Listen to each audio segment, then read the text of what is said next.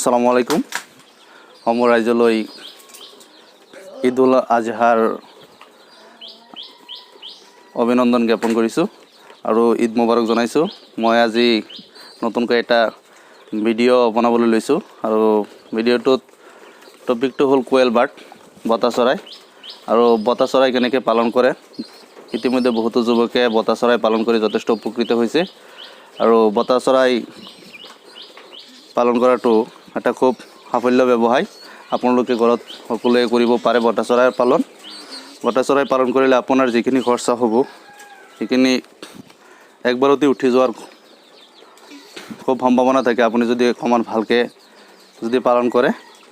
আৰু বতা চৰাইৰ মাংস খুব উপকাৰী। বৰ্তমান সময়ত অসমৰ প্ৰত্যেকজন মানুহে বতা চৰাই খাবলৈ আৰম্ভ কৰিছে আৰু বতা চৰাইৰ মাংস খোৱাটো যথেষ্ট লাভজনক। ডক্টৰৰ পৰামৰ্শ মতে বিভিন্নজনে বেমাৰীয়ে বৰ্তমান বতা চৰাই খাবলৈ লৈছে আৰু বতা চৰাই খুব উপকৃত এটা মাংস। বতা চৰাই আমি দুই ধৰণে পালন কৰিব পাৰোঁ। এটা হ'ল কেজ পদ্ধতি আৰু আমি এনেই ঘৰত মাটিত থৈও বতা চৰাই পালন কৰিব পাৰোঁ। আৰু বতা চৰাই কণীও খুব উপকাৰী, কণী আছে ইয়াত।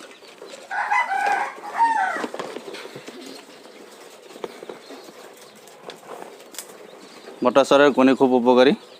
বৰ্তমান এটা কণী 5 টকাকৈ বিক্ৰী কৰা হৈ আছে আৰু কণীবিলাক যথেষ্ট মানুহে বৰ্তমান খাই আছে। আৰু বতা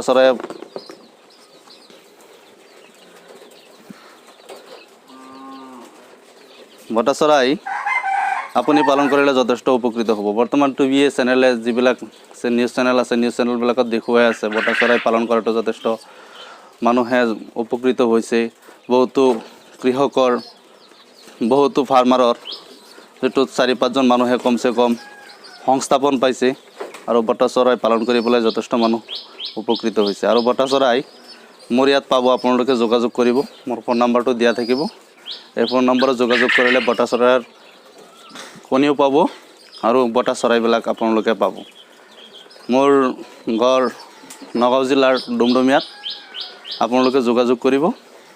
আৰু ইনকুবেটাৰ আছে মোৰ তাত, ইনকুবেটাৰ বনাইছোঁ। ইনকুবেটাৰ এই বতা চৰাইৰ কণী ফুটোৱা এটা মেচিন, আৰু মেচিনটোৰ কাৰণে আপোনালোকে যোগাযোগ কৰিলে মেচিনটো পাব।